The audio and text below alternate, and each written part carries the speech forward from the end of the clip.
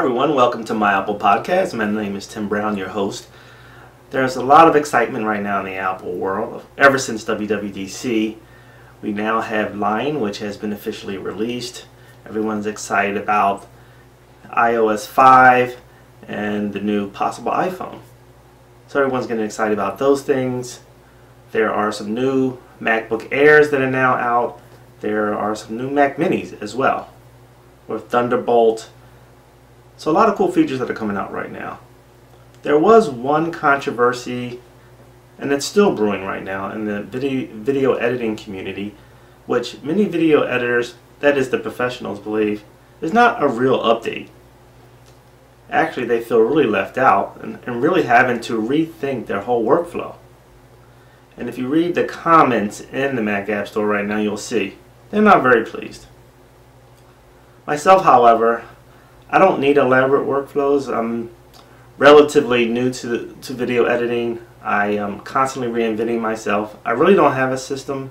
I'm open to new, simple approaches to getting material out quickly.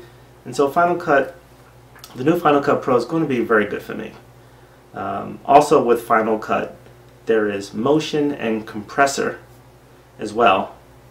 And they cost an additional fee, but not much. The Final Cut is actually going for $300, which is pretty good.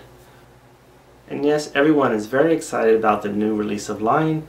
There are some things, however, that will be abandoned as a result of the new operating system. And one application is iWeb. From what I understand, iWeb will eventually be discontinued. And right now, Apple is not offering another alternative for website design. However, I want to offer you another suggestion to ease the transition for you until Apple comes up with something new. There's a service called Weebly.com, and Weebly offers free templates for you to use. You can also pay for a pro account. I believe it's roughly around $50. It's really not a lot of money. You basically go in, and if you don't want to use your own domain name, you just come up with a name, and they'll have .weebly at the end of it. Once you approve your name, you then go into the templates, and along the top you'll have, in design mode, all the templates to choose from.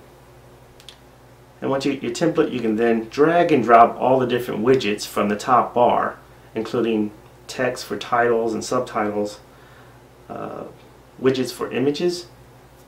You can also drag in frames if you want to divide your pages into sections. It also has widgets for custom HTML. So if you don't want to use, say, the YouTube widgets, you can actually go in and customize the HTML code yourself, particularly if you want to embed content and so forth, which I use it for a lot.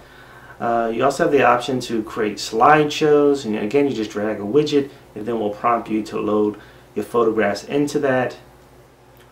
With Weebly, you can also embed your own documents. You can add Flash if you like.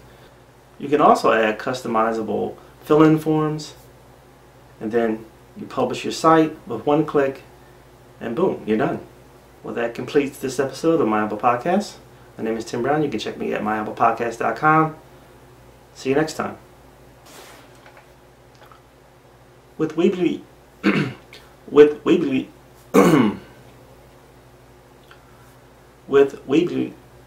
why can't I pronounce Weebly? With Weebly, you can also add